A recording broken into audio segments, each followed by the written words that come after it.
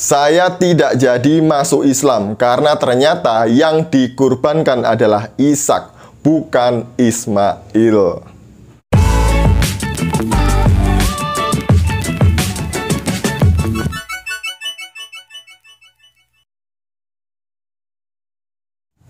Shalom saudaraku, salam damai sejahtera di dalam kasih Kristus. Berjumpa lagi dengan saya, Didi Duli. Kita akan belajar berapologetika bersama-sama di channel ini. Kemarin Ustadz Kainama mengatakan bahwa kebenaran telah nyata sekarang. Yang dikurbankan bukanlah Ishak, melainkan Ismail.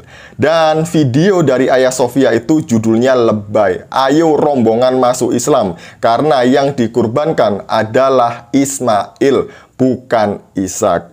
Benarkah demikian? Jangan-jangan malah terbalik ya. Karena di dalam Islam itu ada dua pandangan penafsiran terhadap ayat yang mengatakan siapa yang akan dikurbankan oleh Ibrahim. Tafsir yang lebih tua mengatakan yang akan dikurbankan oleh Ibrahim adalah Ishak. Namun tafsir yang terkemudian mengatakan bahwa yang akan dikurbankan oleh Ibrahim adalah Ismail. Yang pertama, tafsir tertua yang mengatakan yang akan dikurbankan oleh Ibrahim adalah Ishak adalah tafsir Mugatil bin Sulaiman volume 3 halaman 104. Di sana berkata, yang saya garis merah itu, wahwa Ishak ibnu Sarah. Dialah Ishak putra Sarah. Jadi yang akan dikurbankan oleh Ibrahim adalah Ishak putra Sarah, bukan Ismail. Dari sini sangat jelas ya. Tafsir yang tertua, tafsir ini lebih tua dari At-Tabari. Dia mengatakan bahwa yang akan dikurbankan adalah Ishak putra Sarah. Mari kita melihat di dalam tafsir At-Tabari jilid 21 halaman 883 sampai 885. Saya akan bacakan semuanya supaya ini jelas dan Bapak Ibu paham mengenai tafsir ini ya. Jangan sampai dikira saya bohong karena saya membacakan tafsir ini. Dimulai dari halaman 883. Maksud ayat ini adalah Ibrahim Khalilur Rahman berkata kepada anaknya, "Hai anakku, sesungguhnya aku melihat dalam mimpi bahwa aku menyembelihmu." Diriwayatkan bahwa ketika Ibrahim diberi kabar gembira oleh para malaikat tentang kelahiran Ishak, Ibrahim bernasar untuk menyembelihnya bagi Allah. Ketika Ishak telah sampai umur sanggup berusaha bersama-sama Ibrahim bermimpi. Dalam mimpi itu dikatakan kepadanya, "Penuhilah nazarmu kepada Allah." Mimpi para nabi itu benar, maka Ibrahim melaksanakan apa yang dimimpikannya itu. Dan putranya Ishak menjawab sebagaimana disebutkan dalam ayat ini. Mereka yang berpendapat demikian menyebutkan riwayat-riwayat berikut ini. Panjang ya riwayatnya, tapi saya bacakan yang paling bawah. Ketika Ishak sudah besar, Ibrahim bermimpi dan dikatakan kepadanya, "Penuhilah nazar yang kau buat, sesungguhnya Allah mengaruniamu seorang anak laki-laki dari Sarah, agar kamu menyembelihnya." Ibrahim lalu berkata kepada Ishak, "Pergilah, kita akan melakukan kurban untuk Allah." Ibrahim lalu mengambil pisau dan tali, kemudian pergi bersamanya. Ketika Ibrahim telah sampai di antara gunung-gunung, anaknya bertanya, "Ayah, di mana kurbanmu?" Ibrahim menjawab, "Hai anakku, sesungguhnya aku melihat dalam mimpi bahwa aku menyembelihmu. Maka pikirkanlah apa pendapatmu." Anaknya menjawab, "Hai bapakku, kerjakanlah apa yang diperintahkan kepadamu. Insya Allah kamu akan mendapatku termasuk orang-orang yang sabar." Ishak berkata kepadanya, "Ayahku, kencangkan ikatanku agar aku tidak meronta, dan jauhkan pakaianmu dariku agar darahku tidak memercik di pakaianmu, karena bila Sarah melihatnya, ia akan sedih. Juga cepatkan irisan pisau di tenggorokanku agar kematian lebih ringan bagiku." Air mata menetes di pipi Ishak. Ibrahim kemudian mengiriskan pisau pada tenggorokan Ishak, namun pisau itu tidak mempan. Allah telah meletakkan lempengan timah pada tenggorokan Ishak. Ketika Ibrahim melihat hal itu, Ibrahim membaringkan Ishak di atas pelipisnya dan menyembelih tengkuknya. Itulah maksud firman Allah. Tatkala keduanya telah berserah diri dan Ibrahim membaringkan anaknya atas pelipisnya. Pada saat itu Ibrahim diseru, "Wahai Ibrahim, sesungguhnya kamu telah membenarkan mimpi itu. Engkau mempercayai bahwa mimpi itu benar." Ibrahim lalu menoleh dan ternyata yang disembelihnya adalah seekor domba. Ia pun mengambil kambing itu, menyingkirkannya dari anaknya, mendekap anaknya dan menciumnya, dan seterusnya. Jadi menurut tafsir At-Tabari, tafsir yang lebih tua, di sana dikatakan bahwa yang akan dikurbankan oleh Ibrahim adalah Ishak. Jelas ya, kata Ishak, nama Ishak itu disebut beberapa kali dalam riwayatnya At-Tabari ini ya. Nah, bahkan ketika disembelih itu ternyata tidak dapat disembelih tenggorokannya si Ishak ini karena Allah menaruh lempengan timah di tenggorokannya, jadi tidak dapat disembelih. Jadi bagaimana? Bagaimana? Ustadz Kainama, ternyata kebenaran telah nyata. Yang dikurbankan oleh Ibrahim adalah Ishak, bukan Ismail. Nah, namun dalam tafsir-tafsir Quran yang lebih baru itu di situ dikatakan bahwa yang dikurbankan adalah Ismail. Seperti tafsir Jalalain contohnya ya. Ini saya punya tafsir Jalalain. Ini dalam tafsir Jalalain atas surat As-Safaat ayat 102 sampai berapa ini? 104 berbunyi demikian. Ini tafsir Jalalain ya, saya akan bacakan.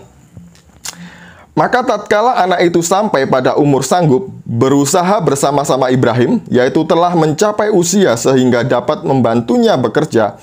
Menurut suatu pendapat, umur anak itu telah mencapai 7 tahun. Menurut pendapat yang lain, pada saat itu, anak Nabi Ibrahim berusia 13 tahun. Ibrahim berkata, "Hai anakku, sesungguhnya aku melihat," maksudnya telah melihat dalam mimpi bahwa aku menyembelihmu. Mimpi para nabi adalah mimpi yang benar dan semua pekerjaan mereka berdasarkan perintah dari Allah SWT. Maka pikirkanlah apa pendapatmu tentang impianku itu. Nabi Ibrahim bermusyawarah dengannya supaya ia menurut, mau disembelih dan taat kepada perintahnya. Ia menjawab, "Hai bapakku, huruf tak pada lafaz abati ini merupakan pergantian dari ya idafah. Kerjakanlah apa yang diperintahkan kepadamu untuk melakukannya. Insya Allah engkau akan mendapatiku termasuk orang-orang yang sabar menghadapi hal tersebut." Tatkala keduanya telah berserah diri, artinya tunduk dan patuh kepada perintah Allah SWT, dan Ibrahim membaringkan anaknya atas pelipisnya.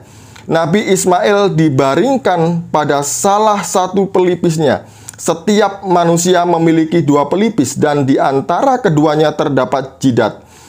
Kejadian ini di Mina. Kemudian Nabi Ibrahim menggorokkan pisau besar ke leher Nabi Ismail. Tetapi berkat kekuasaan Allah, pisau itu tidak mempan sedikit pun.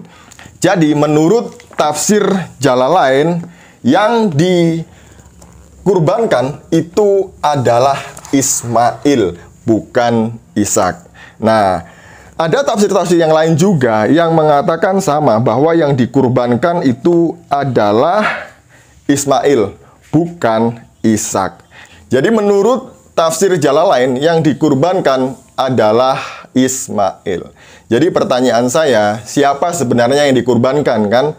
Oh, nanti mereka akan menjawab, yang dikurbankan bukan Ishak dan bukan Ismail, tapi domba. Betul, yang dikorbankan adalah domba. Tapi yang akan dikurbankan itu siapa sebelum domba itu dikirim? Ismailkah, Ishakkah? Tafsir Quran memiliki 2 pandangan. Tafsir tertua mengatakan bahwa yang akan dikurbankan adalah Ishak, anak dari Sarah. Tafsir kemudian mengatakan bahwa yang akan dikurbankan adalah Ismail. Jadi saya tidak jadi mualaf ya Ustadz Kenama ya. Tidak jadi juga orang Kristen rombongan masuk Islam karena yang dikurbankan ternyata adalah Ishak. Seperti yang dikatakan Alkitab di dalam Kejadian 22 ayat 1 dan 2 dan seterusnya. Saya akan membacakan Kejadian 22. Setelah semuanya itu, Allah mencoba Abraham. Ia berfirman kepadanya, "Abraham," lalu sahutnya, "Ya Tuhan." Firman-Nya, "Ambillah anakmu yang tunggal itu yang engkau kasihi, yakni Ishak, pergilah ke tanah Moria dan persembahkanlah dia di sana sebagai korban bakaran pada salah satu gunung yang akan kukatakan kepadamu." Jadi menurut Kejadian 22 ayat 1 dan 2, yang dikorbankan adalah Ishak, bukan Ismail. Kenapa yang dikorbankan adalah Ishak? Di sini dikatakan bahwa yang pertama alasannya, Ishak adalah anak tunggal Abraham. Dia adalah anak sah dari istrinya, yaitu Sarah. Walaupun Ismail lahir terlebih dulu, dia bukan anak sah karena dia lahir dari budak. Dan yang kedua, kenapa yang dikorbankan adalah Ishak? Karena di pasal 21, Ismail dan Hagar sudah diusir dari rumahnya. Jadi waktu itu Ismail sudah tidak ada, sudah diusir keluar dari rumah. Alasan yang ketiga, karena Ishak adalah ahli waris, karena dia adalah anak perjanjian antara Allah dengan Abraham. Jadi begitu ceritanya Ustadz Kenama. Yang dikurbankan adalah Ishak, bukan Ismail. Nah, sekarang orang Kristen sudah tidak berkurban binatang lagi. Kenapa? Karena kurban binatang itu sifatnya hanya sementara, tidak untuk selama-lamanya. Kalau berbuat dosa, ya setiap tahun harus korban binatang terus. Nah, oleh karena itu Allah mengirim putranya yang tunggal, yaitu Sang Firman, yaitu Yesus Kristus, untuk datang ke dunia ini untuk menjadi kurban yang terakhir dan sempurna. Karena kurban yang diberikan oleh Yesus itulah, maka kita orang-orang Kristen sudah tidak berkurban binatang, karena kurban itu satu kali untuk selama-lamanya. Sebagai penutup, saya mengajak kita semuanya untuk membaca di dalam Efesus pasal yang ke-5 ayat 1 dan ke-2. Sebab itu, jadilah penurut-penurut Allah seperti anak-anak yang kekasih, dan hiduplah di dalam kasih sebagaimana Kristus Yesus telah mengasihi kamu dan telah menyerahkan dirinya untuk kita sebagai persembahan dan kurban yang harum bagi Allah. Jadi, Yesus Kristus adalah kurban yang sejati dan yang sempurna sekali untuk selama-lamanya. Sekian dari saya. Sekali lagi, jangan masuk Islam karena yang dikurbankan adalah Ishak, bukan Ismail. Salam waras, Tuhan Yesus memberkati.